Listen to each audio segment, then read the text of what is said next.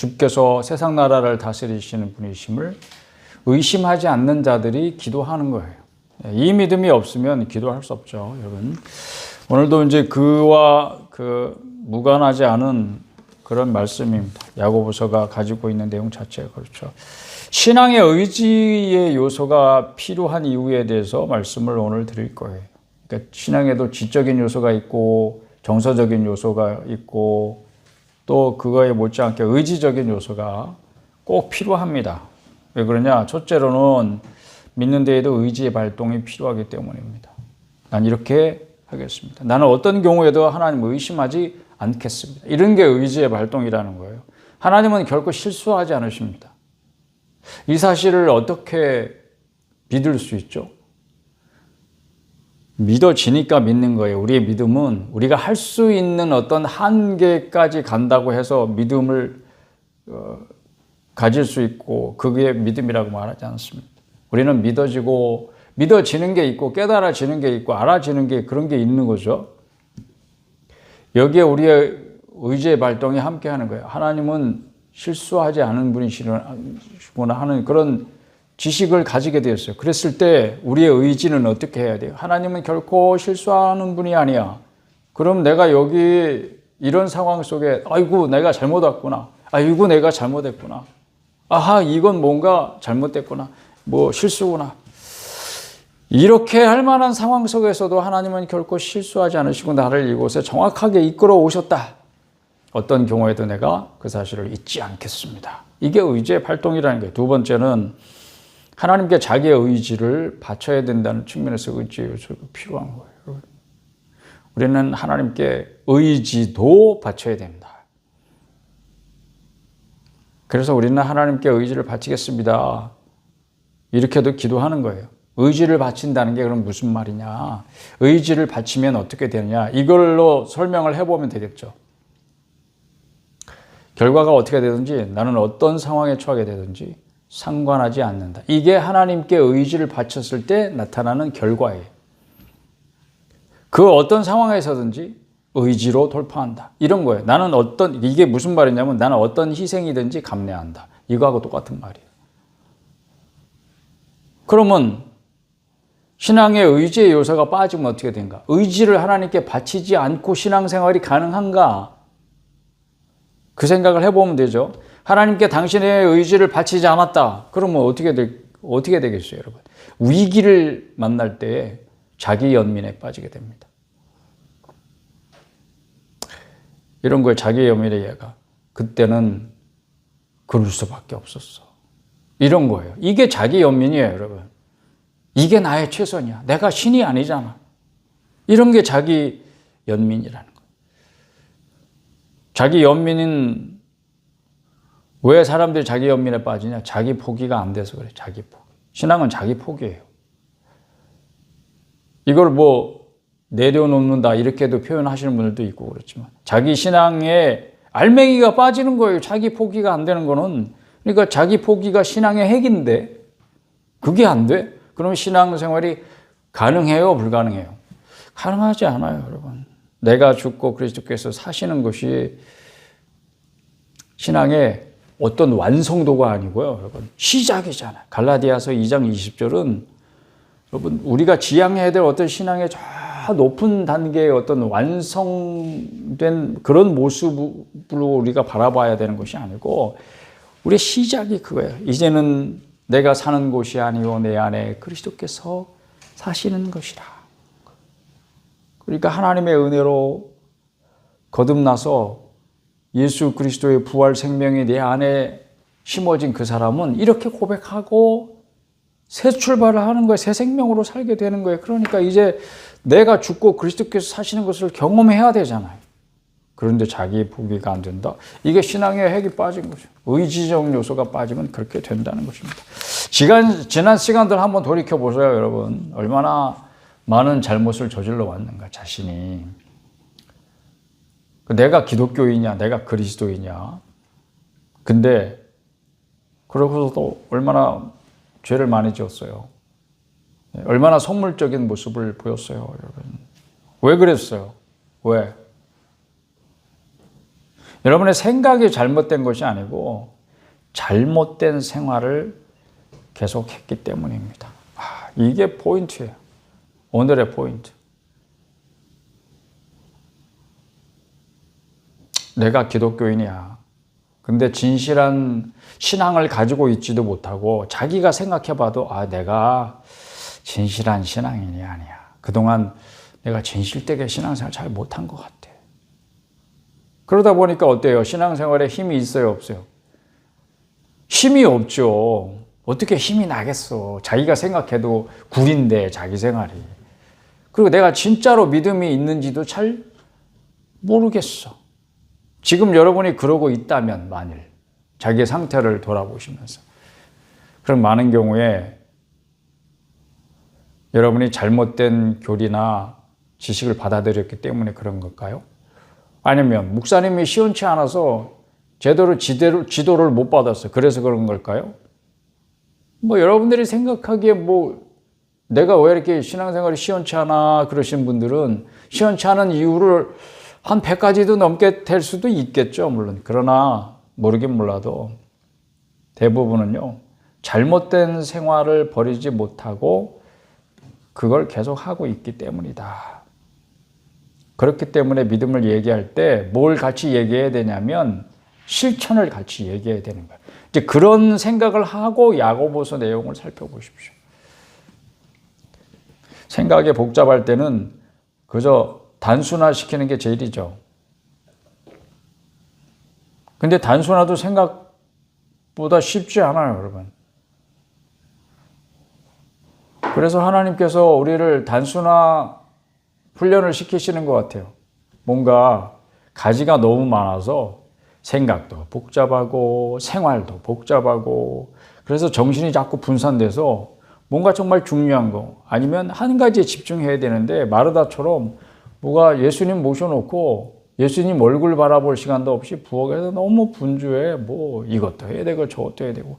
그런데 동생 녀석이 주님 발치에 앉아가지고 예수님 얼굴만 쳐다본단 말이지. 그게 너무 마음에 안 들었어. 불러다가 일을 시켜야 되겠어. 그렇지만 예수님은 그때 아주 중요한 교훈을 말씀하시잖아요. 마르다야, 마르다야. 이게 2번씩 부른다는 거는 뭐예요? 나를 바라봐. 정신을 차리고 딴 데 정신 팔지 말고 날 좀 봐. 그런 뜻이죠. 그리고 마리아는 정말 중요한 한 가지를 선택했고 그걸 빼앗기지 않을 거야. 너도 그래야 된다. 야, 나를 초대해 놓고 예수님이 말씀하시는 거야. 얘야, 마르다야, 나를 초대해 놓고 나를 바라보지 않고 넌 너의 일에 여전히 분주하구나. 많은 경우에 그리스도인들의 삶의 모습을 이 마르다가 비유로 잘 보여주고 있는 것 같아요. 여러분의 인생의 중심에 예수님을 모셨어요.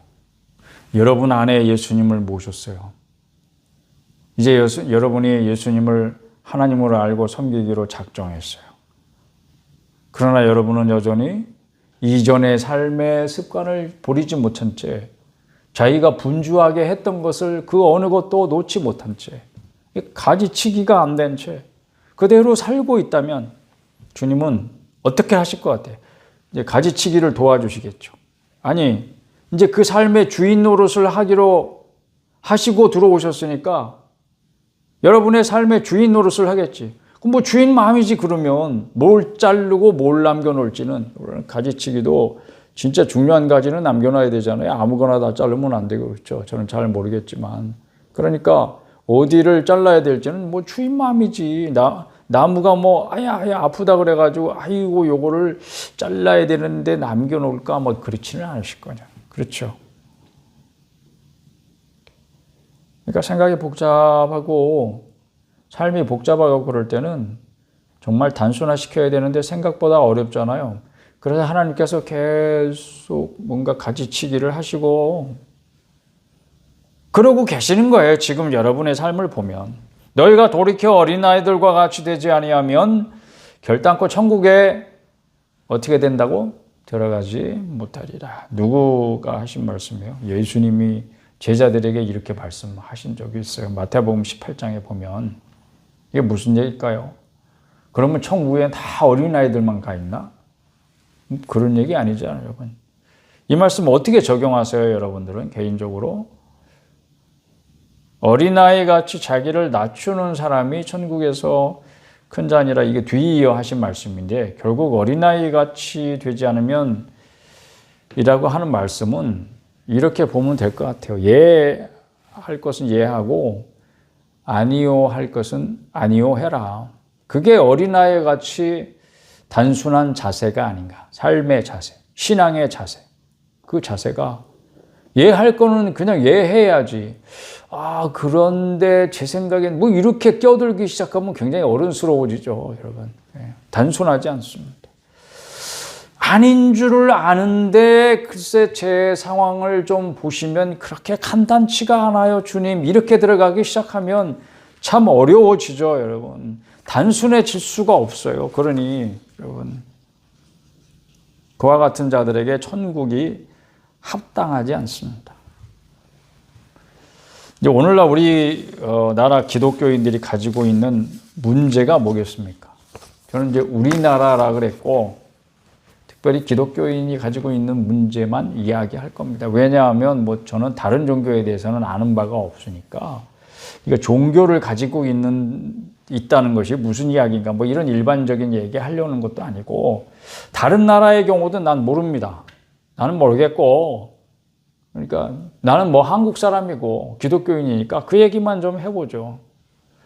문제가 뭐예요, 첫째? 문제가 있다고 생각하고 이야기하는 거예요. 종교인들이, 그러니까 제가 말하는 이제 기독교인들이 실제 생활에는 자신이 가지고 있는 이 기독교의 가르침과 일치되지 않는다. 실제 생활이.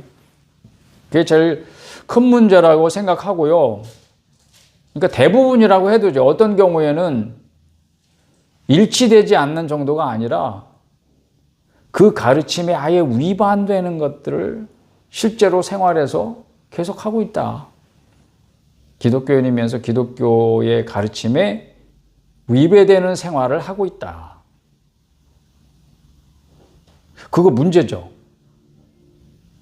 두 번째는요, 종교적인 신조, 교리 이런 것들을 배워서 하여튼 들어서 내가 가지고 있어요. 근데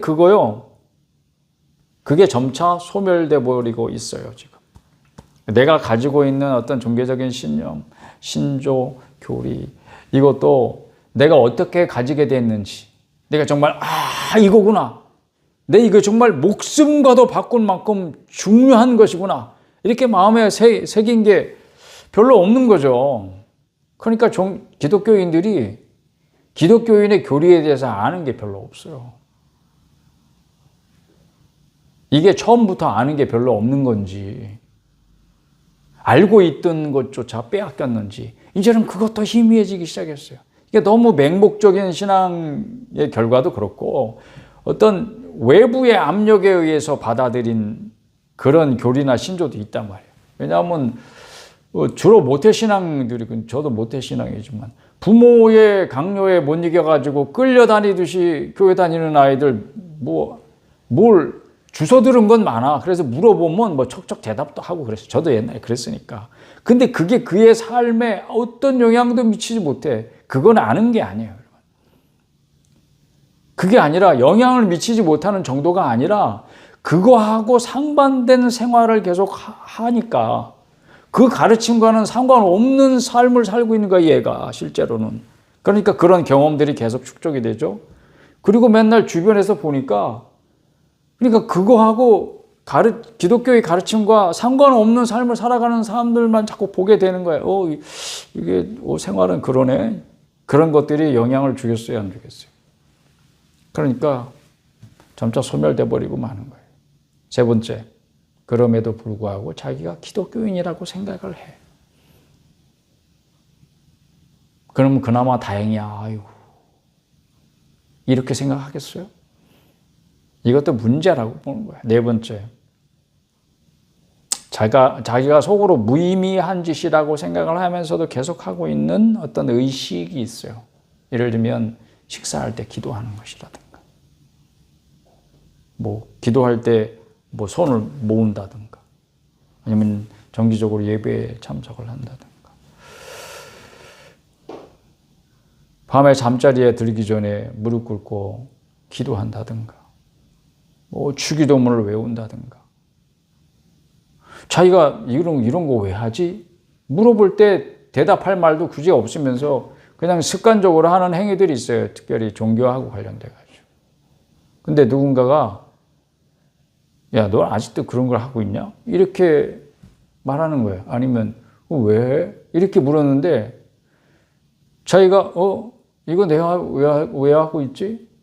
그리고는 그다음부터는 안 하는 거예요. 당장 그만두죠. 이런 것도 있어요, 여러분. 예를 들면 이런 거예요. 여러분 횡단보도 건널 때 손 들고 건너요?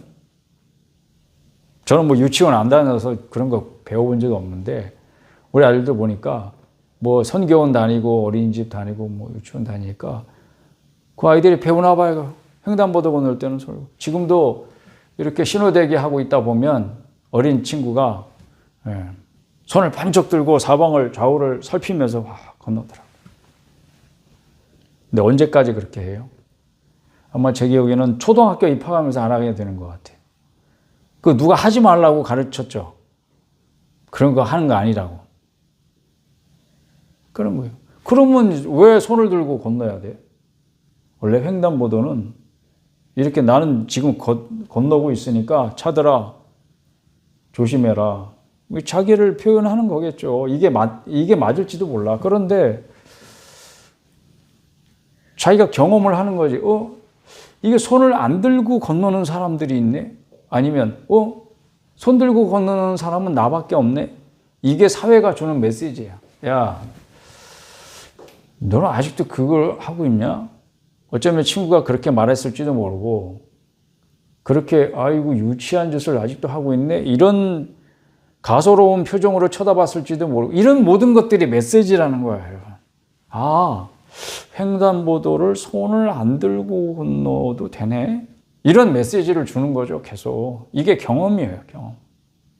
그리고 그 메시지가 지식으로 그 아이에게 계속 전달이 되면 그 영향을 받게 되는 거예요. 그래서 자기도 모르게 더 이상 손을 안 들게 돼요. 그리고요. 언제까지? 죽을 때까지. 횡단보도 손 안 들고 건너게 될 거예요. 그럼 이거 왜 배웠어? 이거 손 들고 건너는 거 도대체 누가 가르쳤지 이거? 응? 굳이 횡단보도 손 안 들고 건너도 되는데 이런 거예요, 여러분. 기도는 왜 하는 거예요? 기도할 때 무릎은 왜 꿇는 거예요? 아니면 뭐 눈은 왜 감는 거예요? 몰라, 뭐 하여튼 가르쳤어. 그렇지, 원래 기본적인 자세가 그런 거래. 그러니까 자기는 의미도 모르면서 하게 되는 거, 그걸 어느 날 누군가의 지적을 받으면 자기도 모르겠으니까 그다음부터 안 하게 되는 거예요. 마치 무너지려고 하는 담장에 예전에 지금은 아파트 생활들을 많이 하시니까 담장을 볼 일이 별로 없네요. 그렇죠? 옛날에는 거의 대부분이 다 주택에 살았어요. 단독주택이 담장들이 다 있었어요. 그러니까 담장과 담장 사이로 난 골목으로 동네를 왔다 갔다 했죠. 그렇죠. 골목길에서 놀아본 경험이 있는 분들은 다 연식이 좀 오래되신 분들이겠지. 근데 그때 보면 그런 담장들 중에 금이 가고 막 이렇게 바깥으로 쓰러지려고 하는 담장을 어떻게 놓던가요? 작대기를 받쳐 놓잖아요. 그죠? 네, 그런 거 보신 적 있어요? 이렇게 뭐 쇠 막대기든지 아니면 나무 막대기든지 이렇게 길다는 거를 쓰러지지 않도록 이렇게 받쳐 놓는 거예요. 그러면 겨우 버티고 있겠죠. 근데 그렇게 겨우 버티고 있던 담장에 작대기를 치워버리는 거예요, 누군가. 그러면 당장이라도 그 담장이 무너지는 거잖아요. 그러니까 그렇게 되니까 겨우 버티고 있던, 겨우 하고 있던 어떤 습관적인 의식들, 종교적인 행위들이 무너져 버리면 다시는 안 하게 되는 거예요. 교인이면서도 교회 출석 안 하는 그런 사람이 있다며. 네? 그런 사람. 자기 종교 생활이 이런 거예요. 5번째. 일시적인 이익을 얻기 위해서 종교를 이용하는 사람들이 있습니다. 존 버년이 쓴 철로 역정이라는 책에 보면 사심씨라는 사람이 등장하는데 크리스찬과 소망이 천국을 향해서 가는 순례길에 이 사람이 동행합니다. 근데 이름이 사심이잖아요. 그러니까 자기도 사심이 있는 거예요. 그러니까 종교생활, 기독교인으로서 교회도 출석하고 뭐 종교생활 다 하는데 사심이 있어서 하는 거예요. 그러니까 자기에게 이익이 되기 때문에 그런 행동들을 하는 거예요. 그러니까 이게 기독교가 이 사회적으로 칭찬을 받고 뭔가 명예롭고 이럴 때 같이 함께 하고 뭔가 핍박이 오고 힘들어지고 사회적으로 분위기 안 좋고 그러면 자기가 교인이 아닌 것처럼 행동하는 거예요.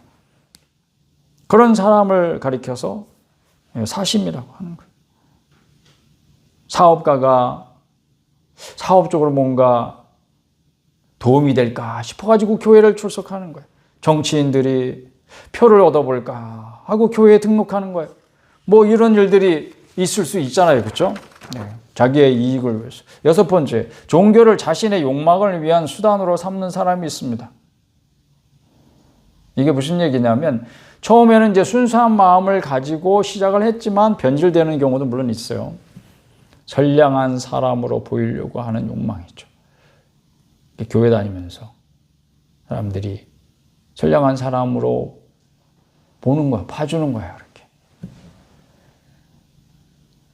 이거는 그러니까 교회 안 다니는 사람들이 가지고 있는 일반적인 욕망과 조금도 다를 바가 없어요. 예를 들면 내가 센 사람처럼 보이고 싶은 욕망이 있잖아요. 강한 사람이라고 그렇게 남들이 생각해주면 좋겠다. 그런 욕망이 있죠. 그 다음에 부자 되고자 하는 욕망이 있잖아요. 이 세상에서 부하고 싶어. 부유한 자가 되고 싶어. 그런 게 이제 세상의 모든 사람들이 가지고 있는 욕망이라고 하는 뜻에서 일반적인 욕망이라고 제가 표현을 한 거예요. 그것처럼 내가 선량한 사람처럼 보이고 싶은 욕망이 있어서 종교 생활을 하는 사람이 있을 수 있다는 거죠. 그러면 이게 기독교도 하나의 수단으로 전락해버리고 말아. 내가 뭔가를 얻고자 하는데 이용하는 수단이 되는 거죠. 이 교회도 그렇고 종교도 그렇고. 7번째. 그래서 여러분은 이 가운데 어떤 문제를 갖고 있나요? 저는 6가지로 우리나라 기독교인들이 가지는 문제를 제가 다 하나하나 꼽은 건 아니고 이런 문제들이 있을 수 있겠다 생각을 해보자 하는 거예요. 그럼 여러분 이 가운데 어떤 문제를 갖고 있을까요? 아니면 제 얘기를 듣고 있다가 어떤 사람이 떠올랐는지도 모르겠습니다. 그러면 여러분 자신에게서 그 문제를 발견하든지 아니면 어떤 사람이 떠올랐든지 여러분은 자신의 문제를 알고 있는 거예요. 알고 있는 거예요.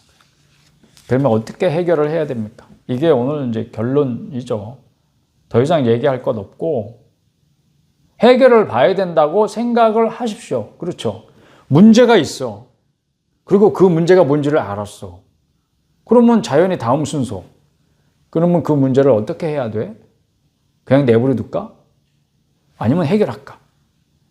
둘 중에 하나를 선택해야 되죠. 우리는 어느 쪽으로 선택해야 될까요? 그 문제는 그냥 어려우니까 덮어두고 갑시다.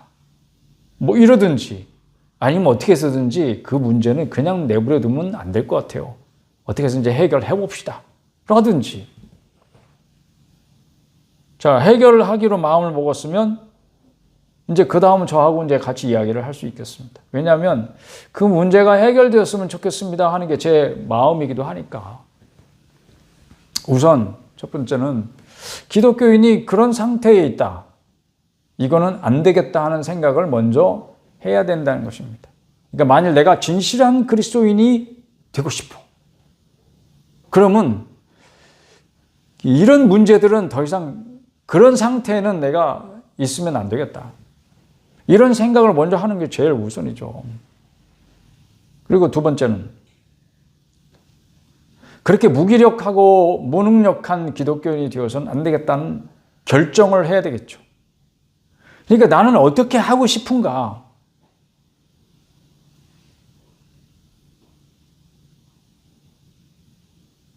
내가 믿는 기독교의 가르침과 상반되는 그런 생활을 계속 함으로써 어떤 지경에 이르게 되었습니까?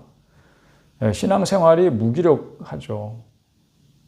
그러니까 다른 사람한테 뭘 전도하라 그래도 못하잖아요.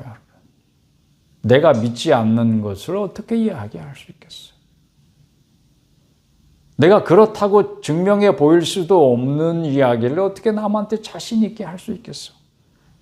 그러니까 자기 자신의 신앙이 무능력하잖아요, 여러분. 그러면 안 되겠다는 결정을 더 이상 그런 무기력한 신앙생활은 여기까지 이런 결정을 해 주셔야 된다는 거죠.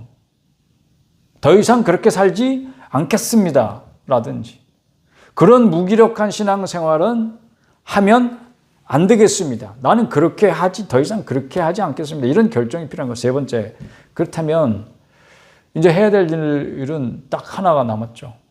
아니, 딱 하나는 아니지만 가장 급선무가 있어요. 잘못된 생활을 당장 벗어나야 합니다. 잘못을 반복하는 이유가 뭐라고요? 잘못인지 몰라서가 아니고 알면서도 반복하는 이유가 뭐라고요? 사고방식이 잘못되었기 때문이 아니라 잘못된 생활을 버리지 않았기 때문이라고요. 그러니까 잘못된 생활을 계속하면서 하나님 앞에 진실할 수 있다 없다? 없다. 에이 뭐 이러한 사소한 것 정도는 하나님이 용서해 주실 거예요. 왜? 사랑이 많으신 분이니까. 내 형편도 아시고 내 부족함도 아시고 내 인간적인 약점도 아시는 분이 이 정도의 사소한 일은 용서하실 거야. 이게 여러분 자기 연민이에요. 이게 왜 자기 연민이냐고? 자기가 용서받아야 할 사람인 것처럼 코스프레를 하잖아. 이게 자기 연민이라고. 자기 연민은 뭐 별거 아니에요. 하나님은 여러분이 그 잘못된 생활에서 당장 벗어나는 것을 원하십니다. 그러니까 하나님이 뭘 원하는지에 대한 관심으로 여러분의 관심이 바뀌어져야 되는 거죠. 여러분 지금까지 잘못된 생활을 벗어나지 못하는 이유 중에 하나는 너무 자기중심적이어서 그래요, 신앙생활. 그러니까 자기가 생각하기에 이게 좋거든. 자기를 즐겁게 해주는 것이거든. 그런데 이 정도는 괜찮겠다고 자기 스스로 판단하는 것이거든. 그게 결과가 어떻게 되는지도 모르고 나중은 어떻게 되든지 몰라도 지금 당장은 내가 포기를 못 하겠거든. 이게 다 자기중심적이잖아. 그러니까 신앙생활을 자기중심적으로 한다. 이게 자기 포기가 안 되는 거예요. 이게 자기 포기가 안 된 증거가 무엇이냐? 자기 연민을 하는 거야, 자꾸. 자기 연민, 내가 나를 자기 연민을 가지고 있다고? 한번 생각해 봐요. 얼마나 자기가 합리화에 빠른지, 핑계대는 일에 빠른지. 그런 거를 통틀어서 저는 자기 연민이라고 말하고 싶은 것입니다. 그러니까 자기 스스로 동정하는 거잖아. 그러니까 하나님도 나한테 관심을 가지기를 바라는 거잖아. 나를 봐주기를 바라고, 내 형편을 알아주기를 바라고, 내가 원하는 대로 해주기를 바라고. 신앙생활조차. 그래서 하나님께서 우리를 어떻게 하셔야 돼? 그런 잘못된 상황, 그런 잘못된 생활에서 빠져나올 때까지, 당장 그 잘못된 생활을 벗어날 때까지 계속 같은 상황 속으로 끌어다 놓으신다고. 계속. 어떤 사람은 그게 광야죠, 광야. 모세의 40년 광야 생활을 한번 생각해 보세요. 애굽 생활은 광야가 아니었을까? 거기도 나는 광야였다고 생각해. 그러면 합이 80년이네. 모세는 80년을 광야에서 굴렀어. 이렇게 저렇게. 하나님께는 아무짝에도 쓸모없는 인간이었던 거죠. 그가 애굽에서 히브리인의 아들로 태어나가지고 살해당할 뻔했잖아. 그때는 그 바로의 명령으로 히브리인 중에 아들 태어나면 다 어떻게 했어요? 다 죽였잖아. 살해하고 딸만 살려놓았잖아. 죽을 뻔했지. 그런 것이든지 공주의 눈에 띄어가지고 글쎄 갈대의 상자 속에서 떠내려가다가 발견이 돼가지고 궁정에 들어가서 왕자로 살았든지 미디안으로 도망가가지고 그저 처가살이 하면서 장인어른의 양이나 키우면서 40년을 보냈든지 나는 이 모든 것이 결국은 하나님께는 뭐예요? 아무짝에도 쓸모없는 사람이었죠. 무슨 쓸모가 있겠어요? 그러면 하나님이 에이 쓸모없는 놈 그리고 내버려 두셨나? 그렇진 않았다고. 뭐 하셨겠어요? 그동안 하나님께서 그를 키우신 것이지. 어떻게 키우셨어요? 키우신 방법이 뭐예요? 그러니까 자기 연민을 버리고 하나님 앞에서 진실하게 설 때까지 계속 같은 상황 속으로 끌어다 놓으시고 왜? 여러분이 아는 대로 하나님은 사랑이시니까. 그를 사랑하니까. 여러분 사랑하니까 잘못된 생활에서 빠져나올 때까지 하나님 기다리신다. 그런 게 아니에요. 그냥. 왜? 세상 나라를 다스리시는 하나님이 뭣도 다스리신다? 나의 삶도 주인 되셔서 다스리기를 원하신다. 그럼 어떻게 해야 돼요? 나를 키우셔야지. 그러니까 만일 하나님 앞에서 진실하게 살고자 한다면 사랑하는 여러분이요. 다시 말하지만 잘못된 생활에서 벗어나는 것부터 하시기를 바랍니다. 그렇지 않고 그거는 내버려 두고 그거는 건들지 마시고 내가 원하는 다른 얘기 좀 해주세요. 내가 알고 싶어하는 다른 얘기 해주세요. 아니면 내가 지금까지 들어보지 못한 신박한 이야기를 좀 해주세요. 내가 지금까지 생각해보지 못했던 그런 쪽의 이야기를 좀 해주셔서 내 영안을 좀 이렇게 탁 눈이 열리는 그런 경험을 좀 하게 해주세요. 이런 것들이 여러분 모래 위에 집을 짓는 것과 같은 일이다. 하나님께서 여러분 사랑하셔서 오늘도 저를 통해서 주시는 하나님의 말씀을 하나님이 오늘 지금 여기에 있는 나에게 주시는 말씀으로 알아듣는 그런 은혜가 있으시기를 바랍니다.